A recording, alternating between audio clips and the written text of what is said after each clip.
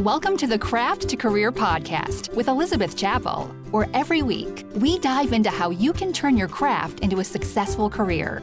Get ready to have the career you've always dreamed of. Welcome to episode 105 of the Craft to Career podcast. I am Elizabeth Chappell of Quilters Candy and the host of the podcast. Last week I mentioned how excited I was for this week's episode, and I really am. This is one of those guests that, because of your reviews, I was able to get on the podcast. So this is Molly Kaiser, Molly M. Kaiser. I have a business crush on her. She's just so cool. And I hope that you can hear that and sense that in the podcast. And if you have not left a review yet, now is a great time to pause the podcast and go and leave a review. Because as a reminder, your review will help me to find great guests and have them on the podcast, or have great guests find the podcast, like Molly found me and reached out to me to be on the podcast because of the reviews. So thank you for your reviews, and know that you are treating yourself when you leave a review, because you're helping yourself to get better guests and speakers on the podcast. So with that said, let's jump in and introduce you to Molly. Molly, thank you so much for being here today. For our listeners, can you introduce yourself and tell us a little bit about what you do in the business world? Yeah, thanks so much for having me. I've been a business owner for the last 16 years. I dropped out of college to start my very first business, which was a photography studio. And it sounds a lot easier than it was in this podcast, but I'll say over the next few years, I grew it to a six-figure photography studio. But I mean, I started out 81 cents, 50 grand in debt, knocking on doors, like really hustling. So, if you're in that position, you can absolutely make it happen. And once I grew that studio to be pretty successful, a lot of other photographers started asking me how I did it. And I started doing like coaching and workshops and things, but I was already so busy with the one business trading my time for money. I'm like, there has to be a better way. And that's kind of when I started to stumble into the digital products and courses world. And so I was like, well, I can just take all the same information and make digital products. So started with a blog, made digital products. I grew that photography education company to $2 million a year. And after being in the photo industry for 16 years, I really found that my number one love and passion is really business and digital products and online marketing. So that's what I do today. I help anyone to turn their skills or passion into their very own profitable digital products. Which I love so much about this story. First of all, the passion that you have. Like, I love that you were, 81 cents, or what was it that you said at the beginning? Yeah, literally had 81 cents. I was living with my grandma, like 50K plus in debt. I truly had nothing going for me. Like I got free Vista Prints business cards, and I knocked on doors. And even though I didn't want to take photos of like cakes or cars or like those, like I wanted to be a portrait photographer, but beggars can't be choosers. Like I just knocked on doors and said, how much would you pay me to take photos of these cakes to put on your website? It'll help you sell more cakes, presenting the result that they'll get. And, even though I didn't get to start out exactly where I wanted to, I did end up where I wanted to. So yes, like I love that attitude of, I'm going to make it work, whatever that looks like. And you're out there just hustling, grinding, getting the free business cards. I love it. And then I'm curious on the time frame. When did you start your blog? We'll just start with that. Yeah, my blog was somewhere around 2013, 2014, like right around that area. So that was kind of the peak. I remember, I think about that time, I was like, I should start a blog because I was seeing all these people kill it with blogs. Was that peak of the blog world? I definitely think it was. And like, whenever I talk about this, I often hope that it wasn't like a false belief that I have, that blogs aren't, what they used to be. But blogs are still good today for like SEO and stuff. But back then, you're right. Like I really felt like there was this wave of blogging. There was like RSS feeds, like people made it their daily thing to like check all their blogs. And I don't feel like that's still happening today. So that's why now my focus is on YouTube. Yes. Well, and things definitely evolve and shift. And I feel like that's something, a mark of a good entrepreneur is being able to recognize, oh, things are changing. So let's pivot a little bit here and try something different. Like for when I started my business, Instagram was this wave that just started. And I feel like I caught that wave at a good time. But there's always going to be something, that you can work with and grow with. So I like that about your business as well. And I love, okay, I talked about this in the email. I love this. I don't know that I would tell my kids this yet, but you dropped out of college, right? And I'm seeing my success. I have a college degree, but I don't use it, right? Like, so can you tell us your decision to drop out of college? Tell us more about Yeah, that. I'm very passionate about this. Um, I think there are definitely careers that you need to go to college for, if you wanna be a doctor or, a K through 12 or college professor, teacher, things like that. But, I was going to school to study art. And, Yeah. I thought college was gonna be a lot different. I thought that, there was gonna be a lot of classes on how to make money with your art, and there weren't any.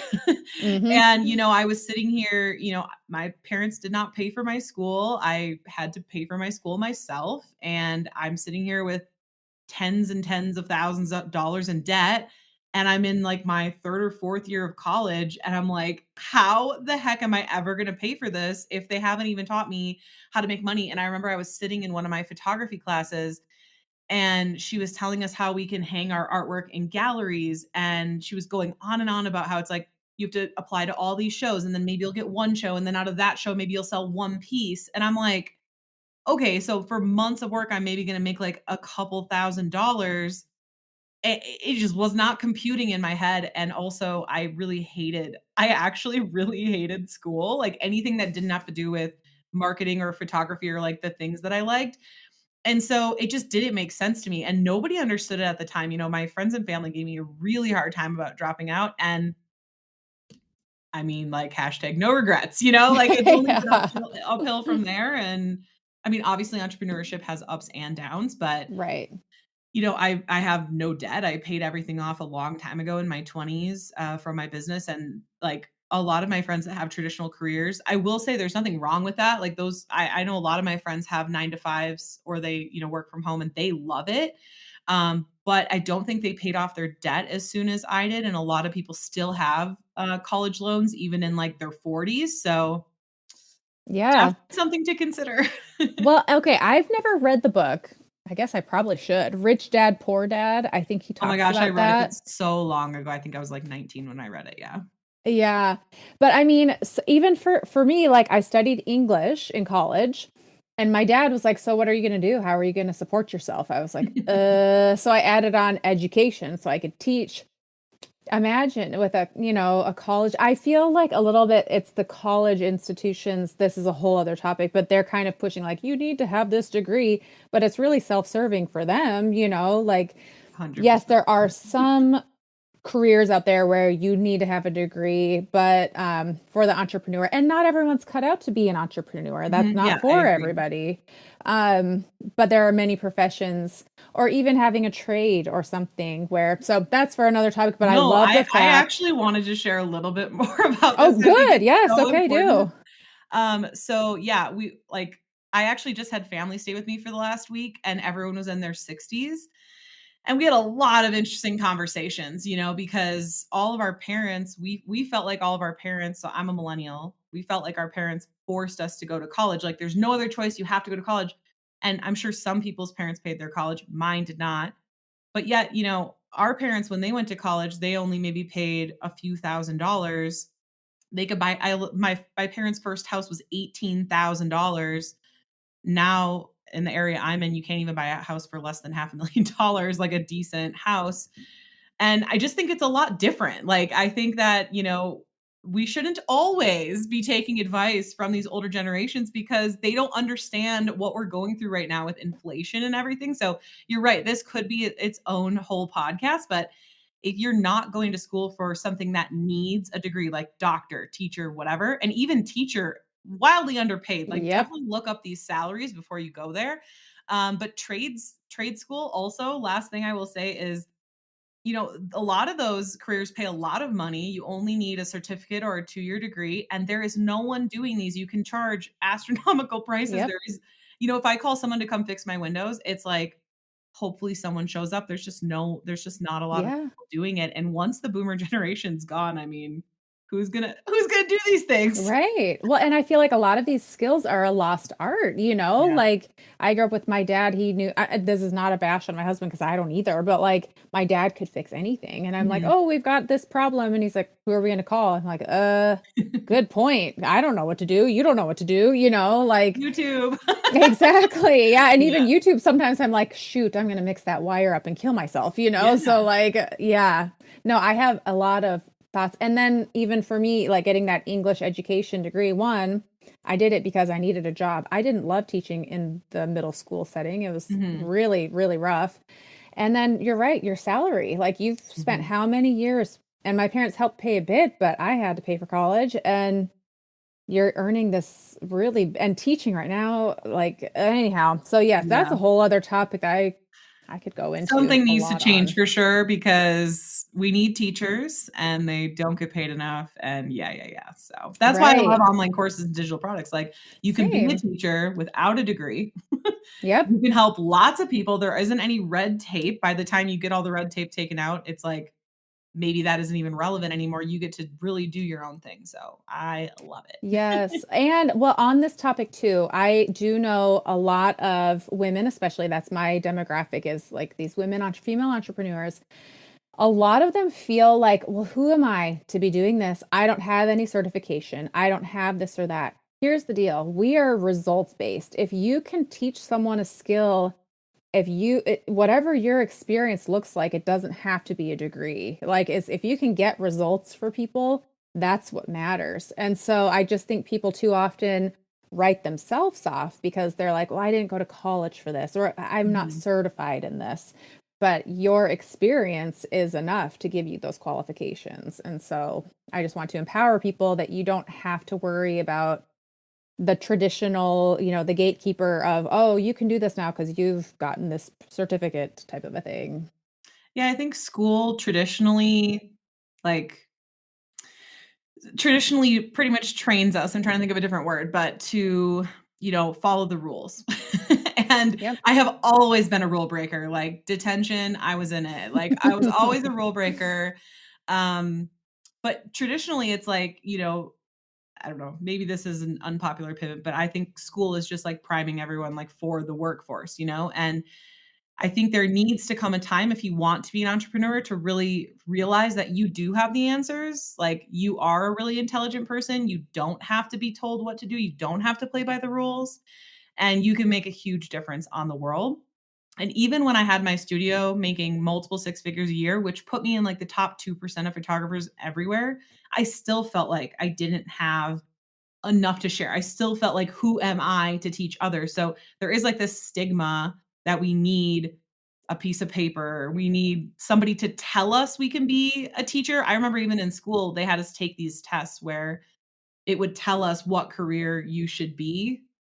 And I don't know, I think we're just so used to that. And if you want to be an entrepreneur, you just really have to lean into knowing that you do have the answers and you can absolutely do it.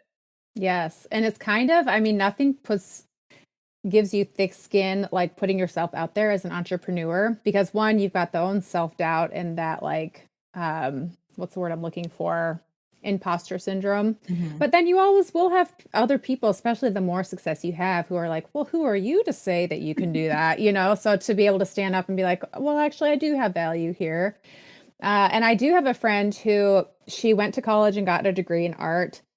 And she has seen another artist who did not go to college and she didn't get a degree, who's being very successful. And my college degree friend isn't. She's And not she playing by the does. rules. I Yeah, love it. I know. I love it. And she has a little chip on her shoulder. And I'm like, well, which Sunk one's cost, working baby. out? If you have debt from college or credit card, medical, whatever, it's a sunk cost. Like, there's no use in, like, crying over spilt milk or whatever a better saying is. Like, you have to just go forward, and the cool thing is if you do want your own business, like, like I said, you get to write the rules, you potentially can make a lot of money, and it's really fun, because you don't have anyone telling you what to do. If you have a personality like mine, some people like going to work and being told what to do, and then, they for sure have their nights off, they for sure have their weekends off, Yeah. and that's fine too. Well, and it's funny because I'm very much a rule follower. Like, I've always wanted the teachers to like me, and I want to be the best in the class. And I did go to detention once because whatever I wanted to, like, but that was very like, whoa, what, But So I feel like if someone can be a rule follower or not, but having that drive and I don't even know. That's a whole other topic as well that I'd love to investigate, like entrepreneurs and why. Why do we do this thing? What drives us? yeah, I do think, when I was younger, I don't think that I thought it impacted me as much as it did, but now that I'm, 35, I realize both my parents are entrepreneurs, and I think that that did have a huge impact on me, whether they weren't sitting me down and giving me business advice or anything, but I think just growing up and seeing, like, oh, if I'm sick, my dad can leave his job, like leave his business and come and get me. Or like if we want to go on a family vacation, we can go on a family vacation or whatever that is.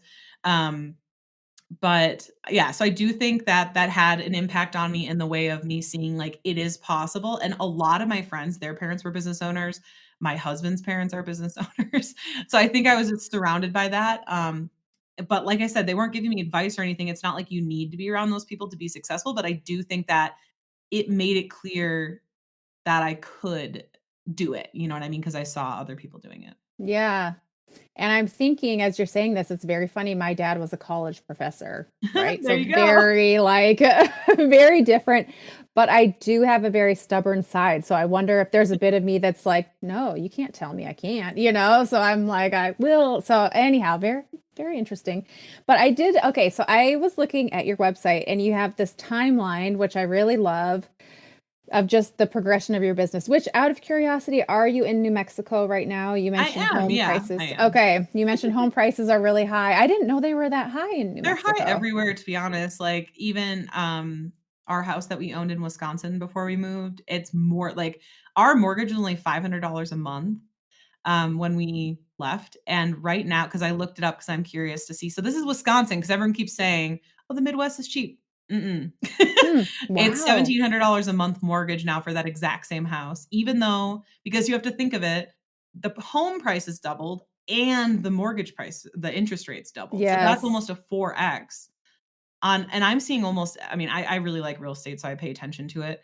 I'm not like in the real estate business, but Right. it's just something I like to look at, but wild to me. And like that's the other thing that gets me heated up about the generations thing, because I do see a lot where these older generations look down on us like, well, oh, you're just spending too much, or there's like the Dave Ramsey, like you're buying too many lattes thing. And it's like, no, I Right. don't think that's what's happening.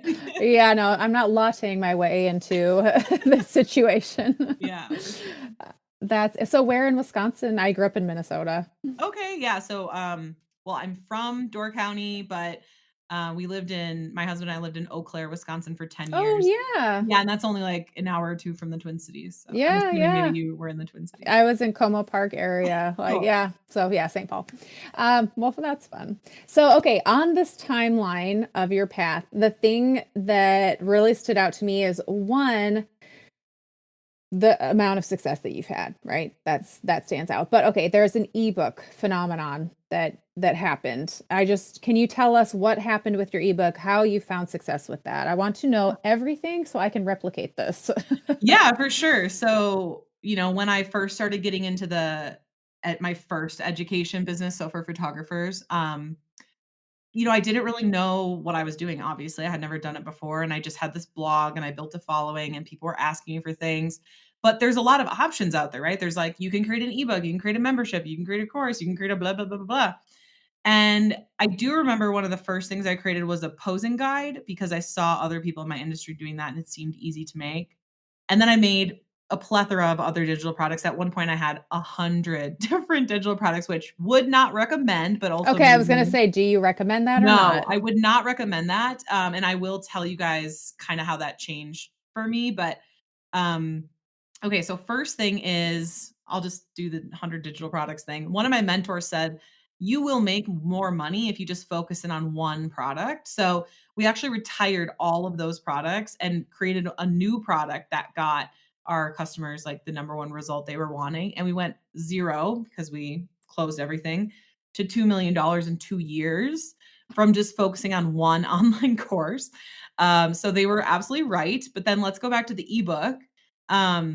So I've learned over the years that it's not so much about the type of digital product create, but rather the result that you're going to get your students. So, it might be easy to create something that'll be fun for them or make their life, a little bit better or whatever. But what's going to sell really well and make you a ton of money is figuring out what's your ideal client's number one pain point. So for me, when I taught service providers, what do you think that's going to be? Like booking more clients, right? So I took a strategy that I had that booked me more clients in my studio and put that into a 13-page ebook. And it wasn't an ebook like a book where you read it and it's a story. It was screenshots of what to do, word for word scripts on what to post, exactly so they could just step by step do this. And when they would do it, they would book a lot of photography clients. And this was only $59 to $99 my ebook. So you can imagine when someone buys an ebook for 59 bucks and they book a client for anywhere from $300 to $3,000, they're going to be like, wow, that's a huge return on this investment. I wonder what else Molly has for sale. So one thing that's interesting is one of my online courses, I noticed like 70 to 80% of the people that bought that had already bought my ebook. And so not only did that ebook end up making $500,000 with no ads, like people got results and just told all their friends, like that's genuinely how Ah. it worked. But they also were so much more inclined to like buy my other stuff because I actually got them a result, like a real tangible result. Yes, this speaks to my soul for so many reasons. One, the niche, going all in. Who was your mentor that you mentioned? Well, I've had many over the years, but the one person who told me to go all in on one thing was Russell Brunson. I was in his inner circle. Ah, were you get out of here? He is like, Yeah. how did you get in there? So I was in his inner circle 2017 and 2018. So I was in before he made like all these tiers and like had hundreds of. So it was I think I was in at the best time personally because it was just Yeah. I was in when it was like Lady Boss, Alex Hermosi, like all so I got to see all these people like Dang. grow along with me. It was like, well, me along with them, whatever, vice versa. It was Right, so right. cool. And it was only maybe 90 people total. And then we would split up into rooms of 25 people. And I think I paid 25 grand, but now the minimum I think is like 50 grand or Ugh, something. my heart rate is going up with envy in the best way. Like, we're gonna have to bring this conversation off the podcast. I need to pick your brain, do oh wow, Deal. this is I'm very excited all of a sudden. Okay. I love it. My listeners know this. So okay, that's amazing.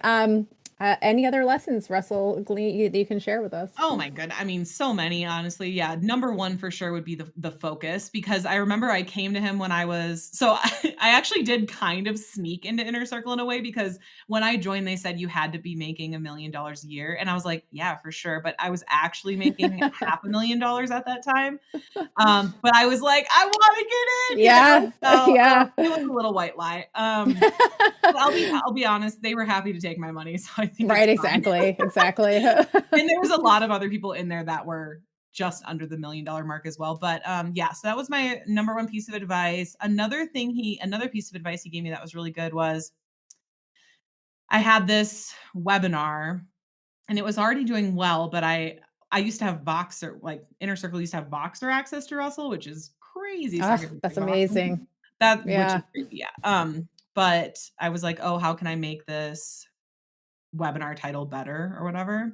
Mhm. And he changed it to this, it was like the something add-on, the little add-on or something like that, that doubled my sales because I was teaching specifically boudoir photography.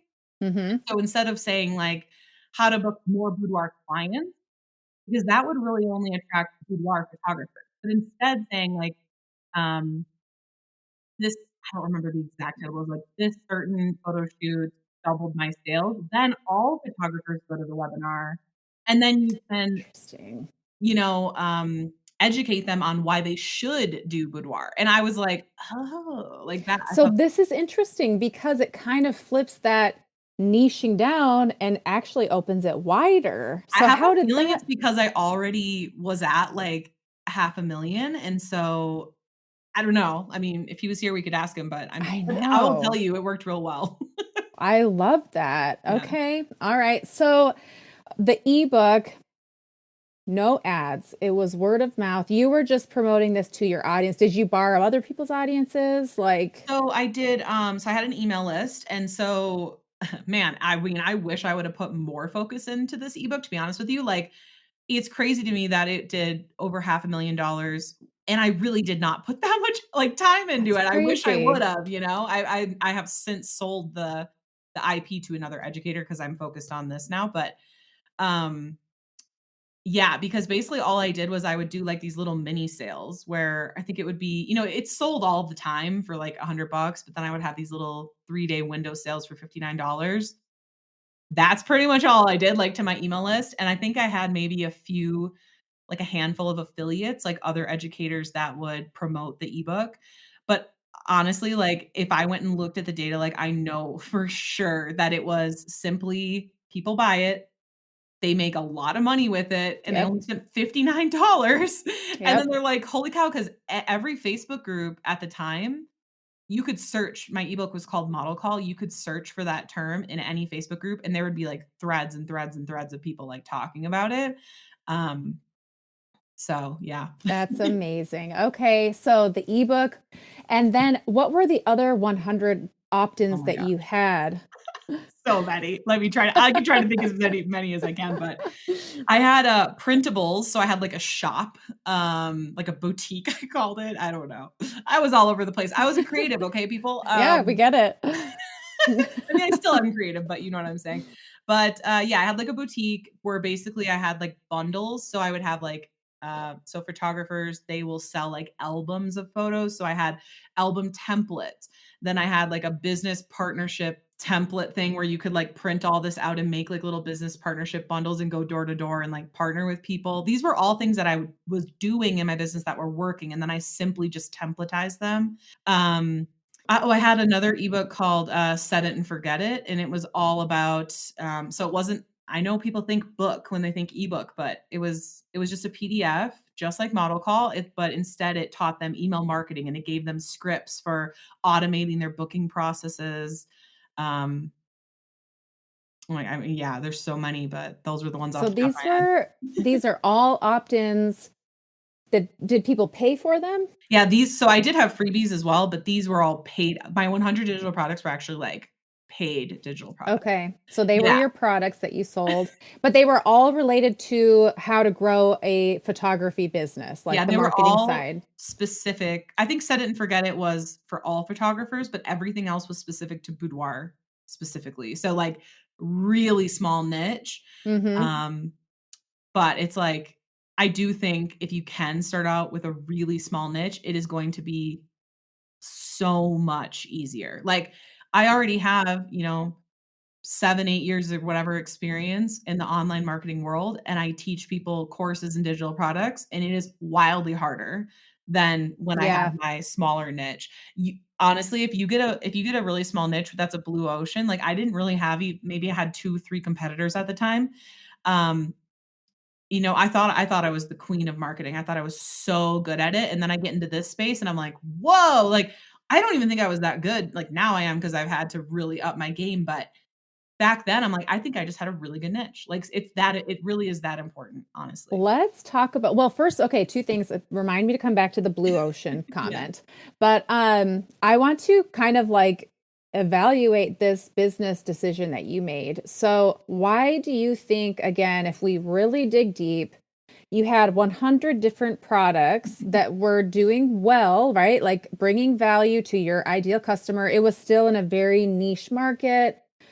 Why do you think getting rid of all of those products and just offering one, like let's evaluate that for Yeah. me and for my listeners. Like what's the magic of that? Why did that work so well? Yeah, I remember. Well, I'm not going to dive really into this because I want to stay focused for this podcast. But I also, when I went to Russell with my 100 digital products, I also had started another business in 2017 doing what I do now. And I also had a low carb blog selling like low carb products and stuff. But when he told me to go all in, I closed those businesses and retired all my products. So I just want to be clear, like I was all over the place. And I see people Okay. doing this a lot. Yeah. And I the number one reason it works is because you only have so many hours in a day. You only have so much focus. So, if you can imagine a pie chart in your mind right now, I can either put that pie chart 100% fully onto one product, or I can split it between 100 products or whatever the scenario is, 4 products, whatever. Plus I had multiple businesses, plus I still had my photo business. Um, and yes, I did have a team, but I mean, that's But just still, I it's like that you insane, had a right? team. Yeah, and Like what's some crazy is people, I really did not work that much, like, my team was amazing, so but, I really think that that's what it was. So, basically, I had all those digital products, plus I had 4 online courses. I had, for photographers, so I had a business course, a marketing course, a shooting course, and a what was the oh, wait, business, marketing, shooting, sales. And so retired all those products and I thought, okay, what's if I can just focus on one product? So I created a product called Boudoir Certified. That was the one product that I went all in on. And instead of like, if you want to learn marketing, you have to buy this. If you want to learn email marketing, you have to buy this. If you want to learn posing, you have to buy this. If you want to learn pricing, you have to buy this. Because everyone told me, like, oh, well, if you just sell people all those things, right? it's Yep. another sale, it's another sale, it's another sale, it's another sale. True. But also, if you sell them one thing that's expensive, that gets them the result that they want, Yep. it's gonna be easier to sell someone one thing than multiple things. And, if you charge enough for it, you're going to end up making a lot more money. And it's the one, people aren't gonna come to your website and be really confused about what should they buy. We used to have sales calls. On our website, it would say, "Confused about what to buy?" Like, "Give us a call," because, like, there was too many products. Yes. Well, and I know because I work with, your ideal customer, they will think if I could get to the point where I can hire a team, then I can sell all of these products and have success. But it's the other Mm. way around. Like you can Oh have a my team to sell the one even more, you know? yeah, wow, I mean, this could be a whole other show, but, like, I really truly believe you need what I do is I do the thing and I make it successful, and then I document it, and then I hand it off. And Yep. you can be listening to this and be like, "Oh, if I buy a six-figure employee, they can just do it themselves." Good luck to you. I have done Yeah. that. Yep. Good And it best of luck doesn't to go you. well. It doesn't go well. No, because they need structure. Like, they need to know what they're doing. No one wants to come into a job where it's just like, have a like, they have no idea what they should be doing. They want to follow a good employee will have a great process to follow, and they can improve that process, but there needs to be something there for them to do, so.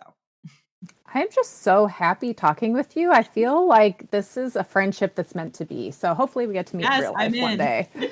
Awesome. So, okay, well, let's talk about this. And I mean, the reason I'm having you here is to share about what you do. So we'll get there. So, but this all ties in. So this blue ocean, I'm a Russell Brunson fan. I know what you're talking about. That's where I learned it. But, and I bring this up because, again, a lot of my people are in the quilting industry. And so they're like, Okay. oh, I'll sell quilt patterns. And I really stress, like, you have to find a blue part of the Mm. ocean. So, can you talk to us about what that means and what that looks like? Yeah, so there's this book called Blue Ocean Strategy, and so that's, like, where everyone kind of why everyone references, like, blue ocean, so I would highly recommend reading that if you don't have a blue ocean.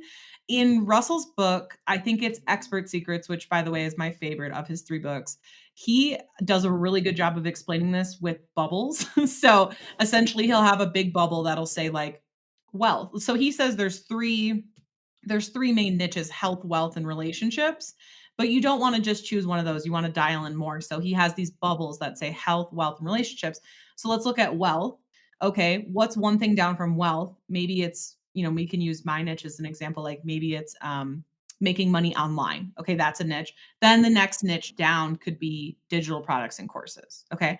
But now let's look at what I used to do. So wealth, then it would be like teaching business, then it would be teaching photographers, then it would be teaching boudoir photographers. So I went like one step more with that previous business. And I do what I do now because I freaking love it. Like I will battle my competitors. I will do whatever I have to do. I will work harder to be successful in this harder niche because I love it. So also, don't be afraid to go with a niche that you love, but keep in mind that it will be significantly harder if you don't niche down. So, yeah, I niched all the way super far down and it was a lot easier for real. Yeah. Well, and I mean, if you're going in to create a product where there's already 100 people or 100,000 people that are selling that product, it's very, very hard to stand out from the crowd, you know? I would also say too that, look into I know not everyone wants to be an influencer, but there is a lot to be said about having a personal brand. So, if not only did I have that small niche, but I also had a personal brand, like people knew my husband, they knew my dog, they knew what my house looked like, they knew all these things about me. And so it almost made competition irrelevant because if people Yep. connected with me and liked me, then they're going to buy my thing. So that's especially, I think, important when you are not super niche down because, like, for me, there's tons of people that teach digital products and courses, but the people who like me and they like my story and they feel connected to me, then they will purchase from me. Oh, that's huge. Especially, I'm talking with some of my students right now about Instagram, and some of them are like, Mhm. I don't understand Instagram stories. What is the relevance of that? Nurture. This right here, Yeah. like that personal brand.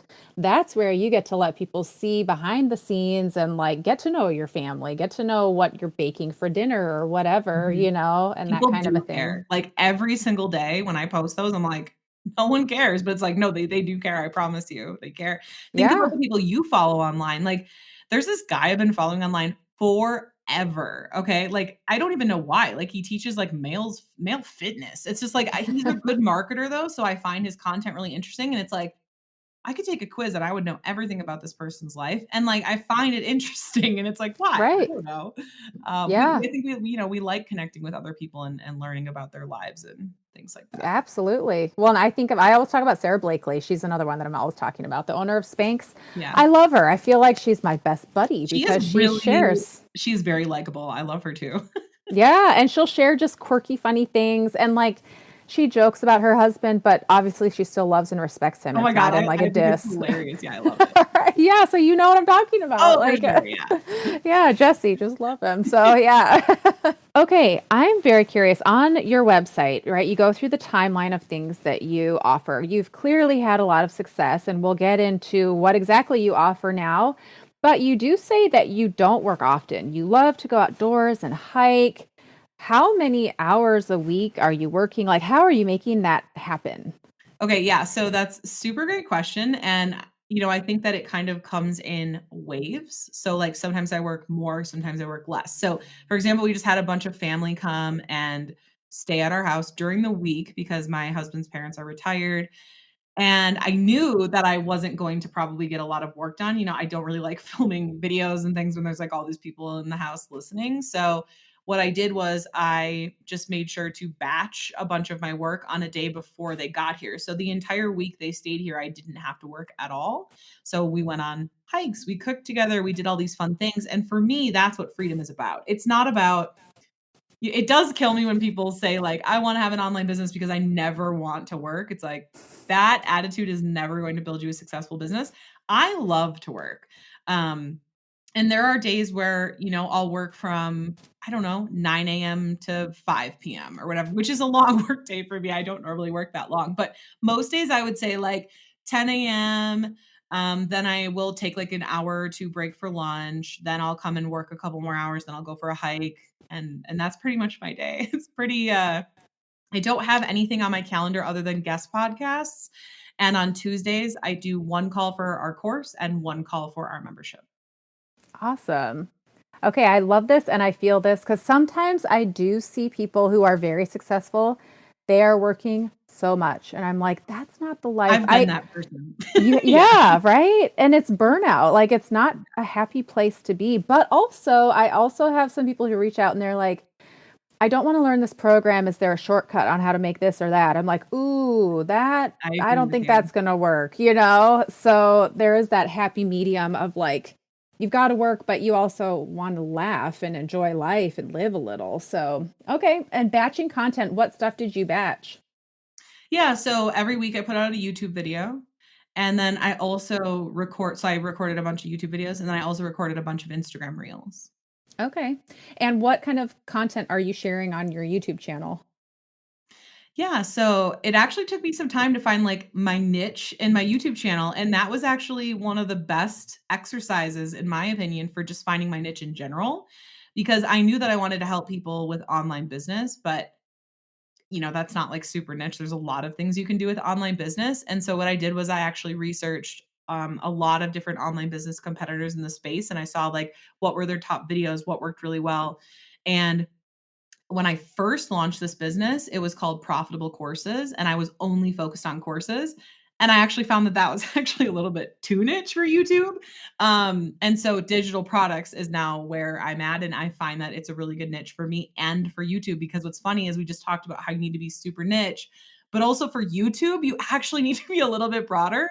For example, with my boudoir education business, I couldn't even be on YouTube because number one, it was too niche. And number two, when I looked at my demographics, 90% of my viewers were male. And I was like, oh, this is not Yeah. attracting the right people. So I don't know. That could be a whole other thing. But yeah, I batched my YouTube. I put out 4 different content pillars right now. One of the content pillars is 5 digital products that blank. So it could be 5 digital products you can do start for free or 5 digital products that are good for passive income or whatever. The next one is build passive income with blank. So build passive income with ebooks, build passive income with courses, blah, blah, blah. Then I have a whole pillar about AI because that's super popular right now and really fun to talk about. And then the fourth one is tech tutorials. So if you're interested in YouTube, the reason I do those is they're really, really long, which increases your public watch hours, and you need to have a lot of public watch hours to get monetized. So, Okay. So what are the different pieces of the pie of the money that you bring in? How are those different revenue hmm. streams?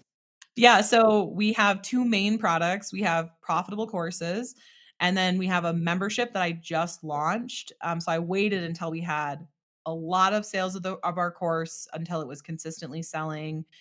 And because the answer to a product that doesn't sell is not create another product. It's keep doing what you need to do to get that product selling. But I created a membership that's $49 a month. And the reason I did that is because everyone wants to have a course and they should. It's amazing. But you need to have, at least a little bit of followers and to sell to with your course. And so I wanted to create something where people could go to grow their following, grow their email list, and also maybe start to sell like those little digital products like ebooks and things. And then that would have them even more prepared for my course profitable courses. So those are the 2 products. Those are 2 revenue streams. Then we have affiliate income. Yeah, and I'm trying to think if there eventually I might do some sponsorships. I've never done them before. I've heard a lot of pros and a lot of cons. But that might Sponsorship be meaning what would that look Oh like? yeah, sure. So sponsorship for like YouTube. So if you do a YouTube video, you might have a sponsor come in. Like, the marketing platform that I use is called system.io. And, just to give an example, they have not approached me, by the way, but if they were to approach me to say, hey, we would like to sponsor one of your YouTube videos, and then you put like a little advertisement in your YouTube video, as opposed to like the ads that run over the video. So what's cool is you can now get paid from the sponsor, you can get paid from the ads that run over your YouTube video, and you can get paid from the products that you sell yourself. So YouTube is Hmm. very, very profitable. Interesting. But yeah, right Okay. now it's mostly just the products and affiliate money. Okay. And when you say affiliate, do you mean you being an affiliate for other things or you have affiliates? No, that would be you being an affiliate. Yeah, I don't currently have an affiliate program for my programs. That is something that I will do eventually, but it's just not, you have to pick what you're gonna focus on, right? So that for Yep. me, that's gonna be like a later on thing. But yeah, so I affiliate System.io, my marketing platform. And then I affiliate VidPros, which is who I use. It's a monthly agency that edits all my videos. And we affiliate a ton of other stuff, but I I don't know. Anything that I go to mention that, and I only affiliate things I already use. So if I'm already using it and already mentioning it, I'll just Google whatever it's called and then affiliate program, and then I'll sign up for it. Nice. Okay. So, okay, now let's dive into the nitty-gritty of what you offer, who your potential customer is. Let's start with that. Sure. So, yeah, so I just have the 2 products. So I have profitable courses. It's a $997 course right now, but I actually just closed enrollment to it. I'm gonna be doubling it, and I'm going to be making it a bundle.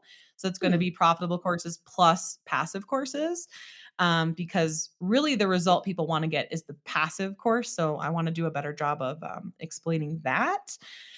And then so I'm always improving, you know? Yep. And then my membership, which is called Freedom Creator Club, and like I said, that is $49 a month right now, and it helps you to grow your audience, your email list, and start selling little digital products. Um, yeah, that was the question, right? Yeah. And I'm curious, your ideal customer, or I guess your average Oh. customer, do they generally come in from the membership first or the course first? So I just launched the membership like 2 weeks ago. Oh, So okay. my hope all of my customers come from my organic social following. We used to run ads, now we stopped. I really wanna grow up the organic more first. Then I might do some retargeting ads, but again, this could be a whole episode about how cold traffic is a lot harder than it used to be. Facebook laid Well, off paid ads 13,000 are people too. due to that's I, what I mean, paid ads, exactly. yeah. So anyways, I digress, but um, yeah, so my ideal customer, my Hmm. goal is basically my value ladder would be people come in through a freebie. They find me on social media, they get a freebie, they join my email list, and then I have like a 6 to 9 month auto email sequence, so it takes Wow. them Do you through really? everything. Yeah, so I have the 5-day Dang. welcome sequence. Russell teaches a version of that in his .com book. I teach my own version to my students in my Freedom Creator Club. But yeah, so I have like a welcome series that invites them to our group and tells my story and gets them freebies. And then after that, they have 30 days of nurture emails. It's a mix of emails I've written plus YouTube videos. Then they get a launch for Freedom Creator Club. Then they get another 30 days of emails. Then they get a launch for profitable courses. So they can come in on either of those, but if we had to look at like a traditional value ladder, then it would go membership and then course. I am so intrigued by this email journey. Okay, I feel like that's an amazing. Is that typical of someone who's very successful to have that amount of like an email journey that's that long? So back in I don't even think anyone's gonna know who this is, but he was really popular back in like 2014. Andre Chaperone, his name is. I'm sure like Russell or like old school people would know about him, but he taught something called ARM, Autoresponder Madness. And it was all like, so I've been doing these long automated email sequences pretty much since I maybe like a year after I got started. And yeah, I'm a huge fan because it's exhausting. Like you already have to send out, for me, a YouTube video once a week, reels every day, like whatever else you do. I have a Discord group. I'm I'm getting off Facebook, but Yeah. yeah, you already have to do all of these things, and then it's like to send an email every week, you gotta come up with a story, you gotta come up with this. So when I first started, I did do manual emails every week until I had enough created, then I knew I could automate it because when people come into your world, it's like they're never gonna get those emails. So, like, you might as well automate it because it's new to them, and that's something you have to keep in mind always is people get sick of telling their story over and over and over and over. But if you want to build an audience, you have to tell your story over and over and over because otherwise those people will never hear it. Yeah. So you don't send out weekly emails. Not anymore because it's all automated. Wow. So I am so intrigued. This is a whole new perspective for Yeah. me. So when you have a launch, do you send out an email to your email list about it? Like what how are you using the email list? Yeah, so typically I just do one live launch and then I automate my stuff. So I'm not someone who likes to do like a lot of launches. I find launches to be exhausting. They are. They Um are. yeah. So yeah, so I will do a live launch. So I'll pre-write all the emails, create everything needed for that launch, and then I'll schedule those. But then once the launch has, if we do the launch and it's successful, then we're going to automate it. If we do the launch and it's not successful, then we're just going to throw that in the trash. Yeah. For someone who is starting out and they don't have a large following on, let's just say Instagram Mm. or an email list, and they want to offer a course, what do you say to that? Yeah, so there's a lot of different ways you can do it. The way that I did it with this business when I launched it, like end of 2020, 2021-ish, is I created, because I had to restart with my audience. So I created a Facebook group, and that's something that I teach to my students. Like, if you have absolutely no following, I don't think a Facebook group is a great solution for like a long-term platform like YouTube, but I do think it's a great solution for getting followers very quickly. So I do recommend a Facebook group, but really it doesn't really matter. Like, choose a platform that you want to be on and that you want to learn. And I want to repeat that. Choose a platform, not every platform, a platform. If you are intrigued by Instagram, do Instagram. If you want YouTube, do YouTube. Um, but what you need to do is learn, pick a platform and learn that platform, and then immediately, okay, not a month from now, not tomorrow, whatever, immediately create a freebie and start moving those followers to your email list. So what I do is, on YouTube, in my description, I have a ton of freebies that go with each pillar of content that I described to you guys. So that way, no matter what, type of content I'm creating, there's a freebie that goes along with that content. Because if I create a video about AI, they're not gonna want a freebie about ebooks, you know? Yep. Um, yeah, so and then with Instagram, I have my freebies, link in bio, and then, so basically you don't wanna wait though, because personally, I think social media followings are basically worthless. Like, you Yeah. need to get those people onto an email list, not only because then you can own that, data or whatever, but also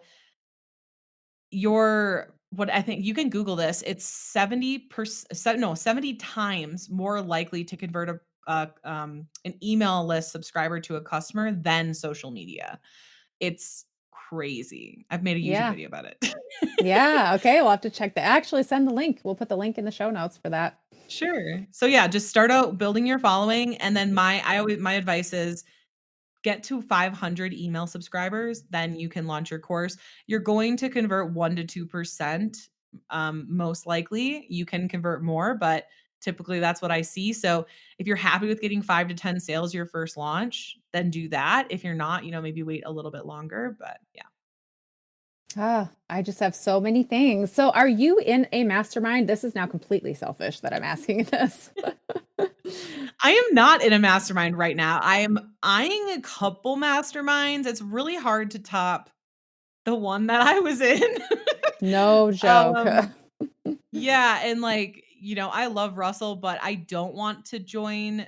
It's nothing. I mean, if you want to join Inner Circle, you should. Like, it's amazing, the community that he creates, but I don't want to be in a mastermind like that big. Like, they have such big ones Hmm. now. It's not the same as what I was in. I would like to find. I've looked at like Rachel Rogers. She has a cool mastermind.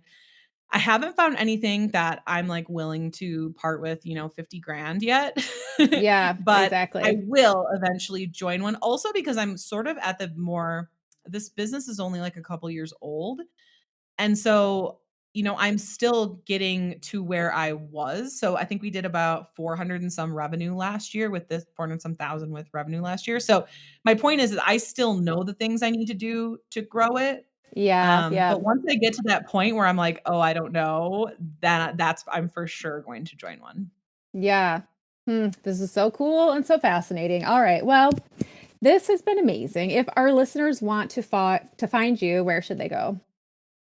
Yeah, so YouTube is great for videos, but it's not great for connecting. So if you wanna follow me on Instagram, it's just Molly M. Kaiser, and I have the blue check, so you'll know which profile is me because I have had a lot of people, do the whole scam profile thing, so Oh, really? Are there a few out there that are like impersonating you?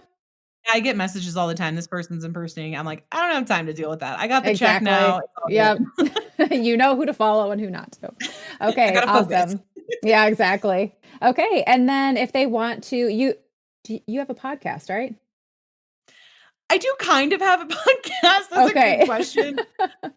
And I talk about all the time focus. So like basically when I first created this business, I thought I wanted my number one platform to be a podcast. So I created a podcast, but I've found over time, like I really enjoy YouTube. So that's why I have a podcast, but it's not like my main focus. And that's why it's not a consistently put out show basically. Perfect. So YouTube is your place that like, Yeah, I that's put where out they should every single go. week YouTube and then I repurpose to TikTok and Instagram. So yeah. Awesome. Okay. Well, this has been so cool. Thank you so much for being here. I've absolutely loved it. Yeah, this is really fun. I really enjoyed talking. You're an amazing host, so thank you so much for having me. Well, thank you.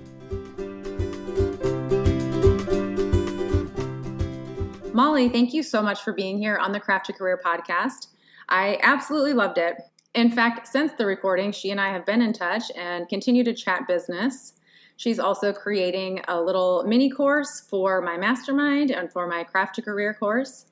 So I hope you enjoyed meeting Molly and learning from her. She is just a wealth of knowledge and a very savvy businesswoman.